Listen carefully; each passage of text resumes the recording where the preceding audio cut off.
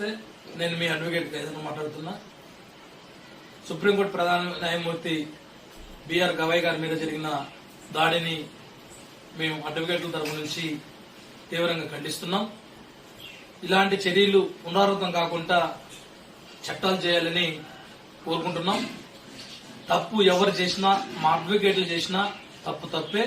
కాబట్టి అతన్ని bar council నుంచి రిమూవ్ చేయాల్సిందిగా మేము కోరుకుంటున్నాం. వార్నింగ్ తోటి, సస్పెన్షన్ తోటి పరిష్కారం కాదు. ఎందుకంటే ఆ దాడి ఒక సిజేఐ మీద జరిగిన దాడిగా మేము భావించడం లేదు. ఈ దేశంలో ఉన్న ప్రతి పౌరుడి మీద జరిగిన దాడిగా మేము భావిస్తున్నాం. ఎందుకంటే ఈ దేశంలో ఏదైనా అఫెన్స్ జరిగినప్పుడు, నేరం జరిగినప్పుడు, దుర్ఘటన జరిగినప్పుడు దానికి సంబంధించినటువంటి న్యాయం చేయడానికి ఒక అత్యున్నత న్యాయస్థానం సుప్రీంకోర్టు.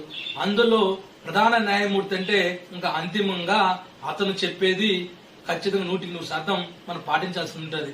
అతను కూడా కొన్ని చట్టాలకు లోబడి మాత్రమే కేసులు స్వీకరించడము, ఆ కేసుల్ని దాని జడ్జిమెంట్ ఇవ్వడం జరుగుతుంది. అలాంటి అప్పుడు ఇలాంటి ఒక వ్యక్తి ఒక సుప్రీంకోర్టులోని ఈ దాడికి పాల్పడితే ప్రజలు ఏమని భావించాలి, ఈ దేశంలో చట్టాల మీద అవగాహన ఏ విధంగా కలుగుతుందని మేము ఆందోళన చెందుతున్నాం.